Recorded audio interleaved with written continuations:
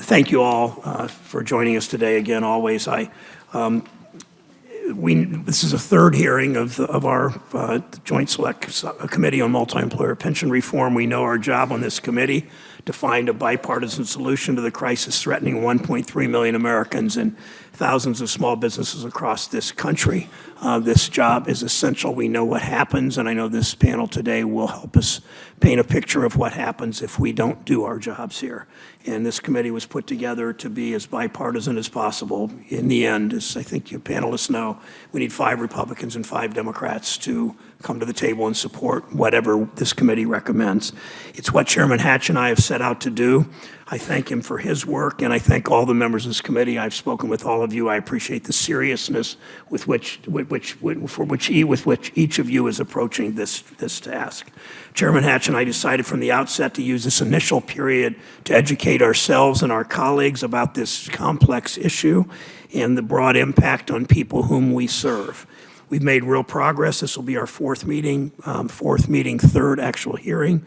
We have 3 more hearings scheduled. We've assembled a committee staff made up of top people from the PBGC, the Department of Labor, and from offices here and staff here. The staff is working to provide us with the critical technical information the members of this committee require in deepening and broadening their expertise on the subject.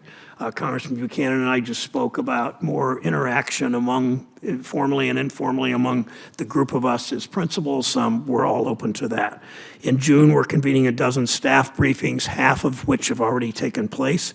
We've received hundreds of comments online at pensions.senate.gov. One of our witnesses today came to our attention when he wrote into the committee. Thank you for that. As I said, we'll hold 2 more hearings in Washington, 1 more in the field, where the workers and business people and retirees will have the chance to weigh in. By the end of July, it will be time to take what we've learned through this process and get serious about the actual negotiations of an end product. It's what it will take to address this. We all have to put talking points and biases and political parties aside. We have to take what we're learning to craft a bipartisan solution. Senator Hatch and I are absolutely committed to that. Because as we'll hear today, not passing a solution to this crisis is simply not an option for our retirees, for our businesses, for the PBGC, for our companies, for our economy, for our country. It's not an option for the millions of Americans who are part of these multi-employer pensions. It's not an option for the millions more who will be affected if the system falls apart. It's not an option for the hundreds, actually thousands of employers and their employees whose entire business is at stake. We've heard a lot over the past year about the very real threat to retirees who paid into these pensions over a lifetime of work. Many have talked to many of us on this committee. I'd say all 16 of us have talked to retirees and heard their stories. It's because of their activism, and I absolutely credit them. Their activism, their refusal to give up is the reason this committee was created in the first place, and I applaud you for that. But the threat to current workers and to small businesses and our economy as a whole is equally real. If the multi-employer pension system collapses, it won't just be retirees who feel the pain. Current workers will be stuck paying into pensions they might never receive. Small businesses will be left drowning in pension liability that they cannot afford. And that will have ripple effects to our economy. Small businesses that have been in the family for generations, I hear from dozens of those in my state alone, could face bankruptcy. Workers will lose jobs as businesses forced to close shop. These businesses are already feeling the effects of this crisis. Uncertainty surrounding their future threatens their access to credit, their ability to invest in their own businesses, and their decisions about whether to expand and create jobs. That's why this issue cuts across party lines, across ideological lines through every region of the country. One of the reasons we've heard more from workers than from businesses is that retirees are more free to speak their minds.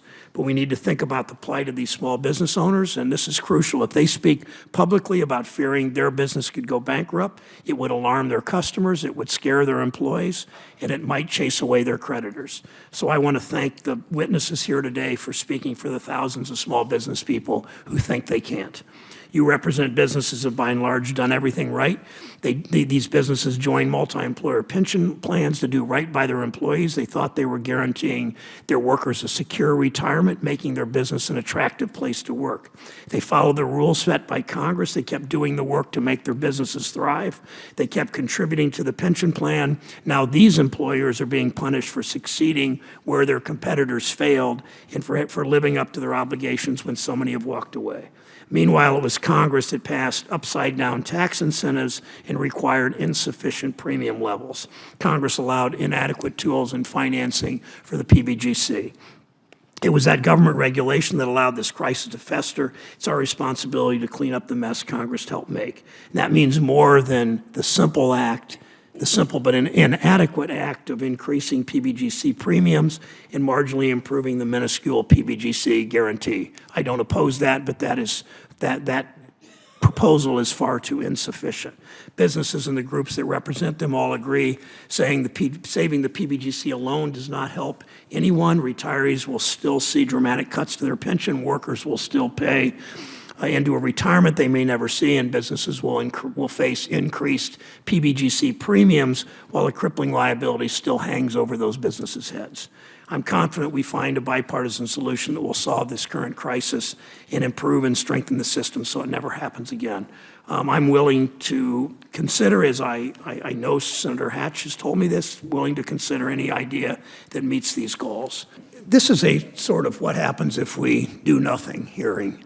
And I think the four of you have done a good job explaining. I want to kind of step back and ask you sort of generally where you think your member companies or individual companies go. Start with and go into this in greater depth. Ms. Wong, describe the impact on member businesses if Congress does nothing, and describe what happens in your view in the economy. Quantify as much as you can the impact inaction would have on businesses and the general economy. So first, I want to emphasize that there are already impacts being felt today. As we've discussed with the withdrawal liability estimates, companies are already feeling impact from that in terms of their credit lines and creditworthiness. You're seeing problems with employee retention because of the high contribution rates and because those employees aren't getting the accruals that are commensurate with the contribution rates.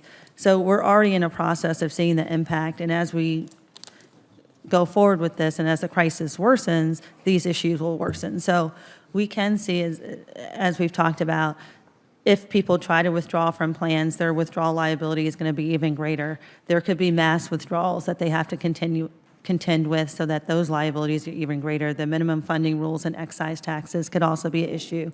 Any one of these things, all of these things could cause employers to go bankrupt, definitely cause them, impact their business in terms of their ability to expand their businesses, provide jobs, and to continue working in the most efficient way.